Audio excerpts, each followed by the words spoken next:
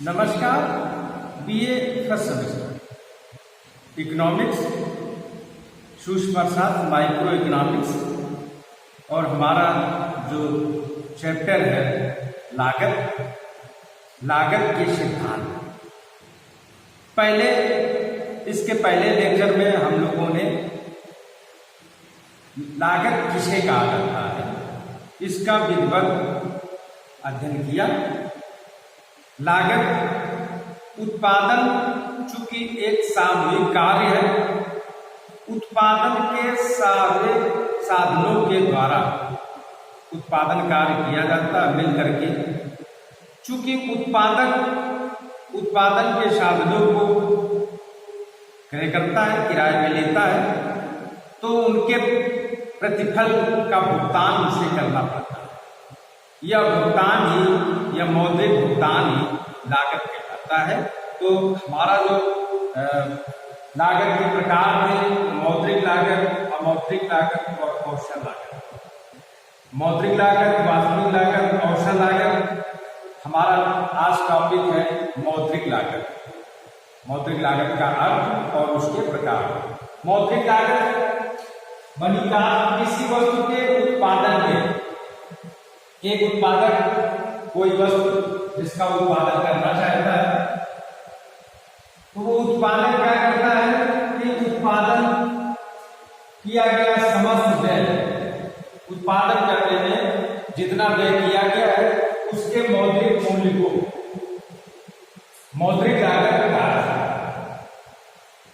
एक उत्पादक जो किसी वस्तु का उत्पादन करना चाहता है और वो बदले में जो उत्पादन के साधन उसने दिए हैं उनको जो भुगतान करना है उसका मौद्रिक मूल्य क्या कहलाता है? मौद्रिक लागत। एक उत्पादक को अपने उत्पादन कार्य करने के लिए उत्पादन के साधनों को क्रय करना पड़ता है। चूंकि उत्पादन के साधन सबकी एक निर्धारित कीमत है और उस कीमत को उसको चुकाना पड़ता है। जैसे भूमि की जो प्रतिफल है वो लगान या किराया है, श्रम का मजदूरी है, पूंजी का ब्याज है, प्रबंध का या संगठन का वेतन है और साहसिक लाभ या हानि। तो उत्पादक को जो भी भुगतान समस्त देगा मौद्रिक भुगतान क्या कहलाता है? तो मौद्रिक लागत। तो इसकी साधारण सी परिभाषा हो गई, किसी वस्तु के उत्पादन में उत्पादक द्वारा किया गया समस्त व्यय के मौद्रिक मूल्य को मौद्रिक लागत कहा जाता है। एक दूसरी परिभाषा, वे समस्त लागतें जिनका भुगतान किसमें किया जाता है? मुद्रा में किया जाता है। वे समस्त लागतें जिनका भुगतान मुद्रा में किया जाता है वो क्या कहलाता है? वो मौद्रिक लागतें हैं। तो एक साधारण परिभाषा को याद रखें, वे सभी लागतें जिनका भुगतान मुद्रा में किया जाता है मौद्रिक लागतें कहलाती हैं। मौद्रिक लागतों के प्रकार, मौद्रिक लागतें 3 प्रकार की। कौन कौन सी होती है? तो एक स्पष्ट लागत। स्पष्ट लागत जो दिखाई पड़ती है, जैसे साधनों का किराया, कच्चा माल, बिजली का बिल।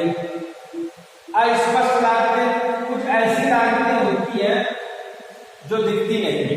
जैसे उत्पादक ने क्या किया कि अपनी निजी पूंजी का भी निवेश कर दिया। अब वो निजी पूंजी को चूंकि बैंक से उसने लिया नहीं था तो उस पर ब्याज जो हो रहा है, जो उसको वास्तव में ब्याज मिलना चाहिए, यदि वो पैसा उत्पादक अपनी बैंक में रखता तो निर्धारित रूप से जो बैंक देती उसको ब्याज। उत्पादक अपनी निजी निवेश पर जो है ब्याज नहीं जोड़ता है तो उसको अस्पष्ट लागत कहा जाता है। तनाव, सामान्य लाभ। मौद्रिक लागत का जो तीसरा प्रकार है वो क्या है? सामान्य लाभ। अब सामान्य लाभ क्या है? एक उत्पादक को उत्पादन कार्य में बनाए रखने के लिए जो प्रेरणा है, जो न्यूनतम धनराशि उत्पादन कार्य बनाए रखने के लिए आवश्यक है कि वो उसको मिले। तो ये सामान्य लाभ है। सामान्य लाभ उत्पादक, किसी भी उत्पादक को उत्पादन कार्य में बनाए रखने के लिए आवश्यक है। यदि एक उत्पादक को सामान्य लाभ नहीं मिल रहा है तो वो उत्पादन कार्य बंद कर देगा।